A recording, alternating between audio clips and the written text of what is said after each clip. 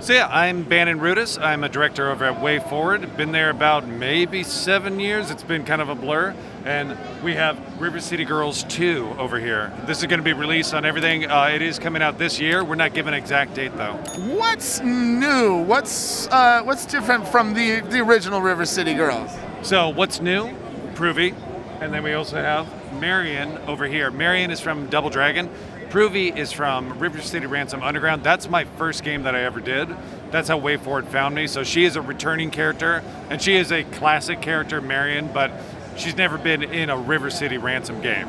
So in this game also, we're going with, I'm going to say 3 to 4 times the size of the original River City Girls, and it is 4 players, and we're doing online as well.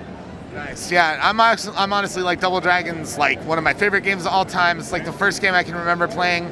I'm really stoked to see Marion as a playable character. I don't think Marion's been playable in anything before, has she? I think they put her in like Double Dragon 5, like the fighting game on Neo Geo. But other than that, yeah, she is a boxer/wrestler in this. So she's the only character that has command grabs. Yeah, this was also the first year April O'Neil got a chance to be a fighting character as well. This really seems like a good year for like turning around that old narrative. Yeah. I mean, well, part of her actual narrative also is, it's been 40 years of her getting punched in the gut, damsel in distress. She's got abs for days now. She's not taking any of that anymore. Hello. Nice. Abs of steel. Yep. Oh, no, we call them legendary abs. Technically in the game, we call them legendary abs. Nice. Now, one of the things that was great about the first game was like all the different moves, abilities, and stuff that you got. Like, what are we getting any new moves to the arsenal this time around?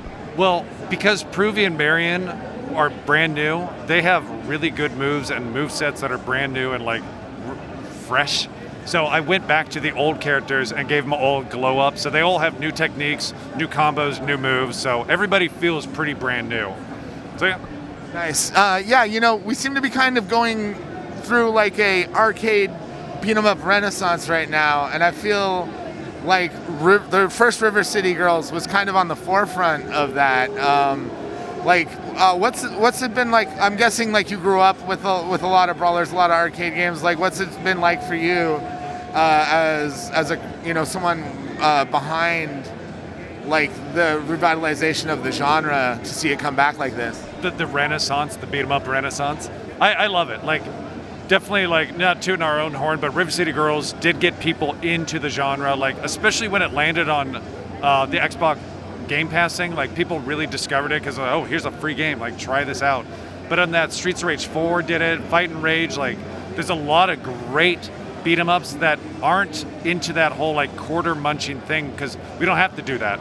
This could be played at home at your own pace. River City Girls 2 kind of takes it further in a different direction with like RPG, kind of open world. Just, I don't know what to describe it. It's a beat 'em up game at heart, but it has so much more going for it. Nice. Yeah, it sounds like it's going to be really expansive. I guess, how long have you been working on this? Did you guys know that you were going to make a sequel after finishing the first game? Oh, I mean, we knew when we were making the first game. We saved some characters and cameos that were only going to be in part 2.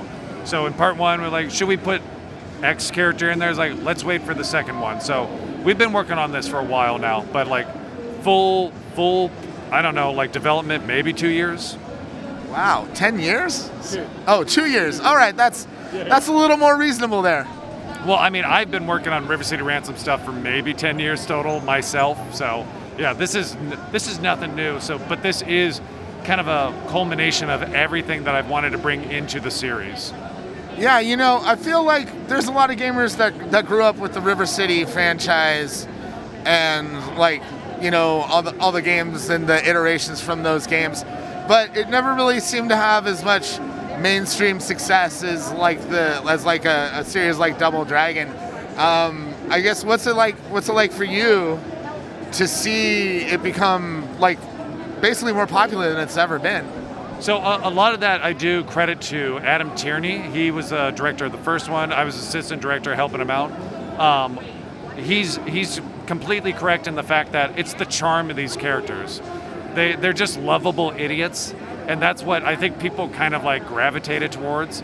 And not only that, part of my notes for the artist is like, make sure people can cosplay as these characters. Like, they just need to be these, like, I want people to draw these characters. I want people to dress up as them. I want them to love them. So it's just, I don't know, they're just lovable. And I think that's what gravitates people towards this stuff. What was the process of art direction for the sequel? Like, how do you kind of keep things fresh while not being too unfamiliar? So, I mean, art direction on both of them, we really do rely on Priscilla Hamby. She does a webcomic called Devil's Candy. We really do give her free reign of like, we need a character that fits blah, blah, blah, this. Now draw what you think we mean. And she sent us art that's so amazing and so like, oh, I would have never thought of drawing the character like this. So it really is, she does nail the look of these characters. And we barely give her notes because she just kind of nails them every single time. But for this one, yeah, I just wanted to up the UI, just everything about it. Your phone looks more like a phone now. It acts like a phone. It has social media on there. So I don't know, more of a lived-in world was kind of the direction I wanted to go with this. That's very cool. Now, the other thing that was fantastic about the first game was the soundtrack. Who are you bringing back for the sequel? Are we going to see some of the same folks that were on the first game's soundtrack? Are you bringing in some new artists? Yeah, Megan McDuffie is very much the soundtrack of this one. We had some guest artists on there, but this time it was like, Megan is so talented and versatile. It's like, Megan, let's see what all you can do. So she definitely branched out into different styles on this, but Megan McDuffie is the artist, composer of this. We do have guest people on there. I won't say anything more than that, but this is all Megan, pretty much. Nice, very cool. And now I'm just also curious, like, what's it been like being here at PAX for you, interacting with the fans, getting the demo into people's hands and stuff like that? It's amazing. Like I said, I had to keep quiet about this for more than 2 years, or even more than that. So finally seeing like people freaking out, their eyes lighting up and like rushing over and playing and giggling and having a great time, it's amazing. I mean, it's tiring to be here the whole day, but it's amazing. It makes it worth it. Nice. Well, that's awesome. So when is River City Girls 2 coming out? Do we have a release window yet? This year. That's all we got to say. This year, there aren't that many months left. That's exactly what I've said. I've said there's not a lot of months left in this year, but so very, very, very soon. Folks want to keep up with everything River City Girls 2 related, where can they go? Just go to WayForward, like look us up on Twitter, on Instagram, WayForward.com, WayForward, I think it might be WayForwardTechnologies.com, but yeah, just look up WayForward, look up River City Girls. We'll be around. Limited Run's going to be doing stuff, obviously. It does really good for them, so we'll keep the train going. So that's awesome. Yeah, it seems like that's been a great relationship for you guys as well, working with LRG. Yep. Yeah, they're great to us. I mean, that's who we share the booth with every single year. So nice. Well, I've already pre-ordered a collector's edition with the action figures and all that good stuff. Man, what was it like seeing the action figures for the first time? That's all I've asked for from day one. I was like, I just want action figures. I'll take little muscle figurines. I just want something physical. So. Oh my gosh, River City, or yeah, just River City muscle men. Oh my, I would buy those in a heartbeat. Yeah. They could be plain pink ones. They don't have to be colored. I just want my little characters.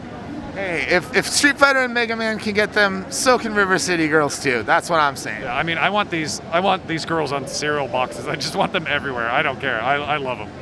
All right. Well, I can't promise you that we'll be able to get River City Girls cereal out there, but hopefully one day we'll be rotting away our teeth with some sugary, marshmallowy River City goodness. I guess they would be like maybe Kyoko O's, maybe.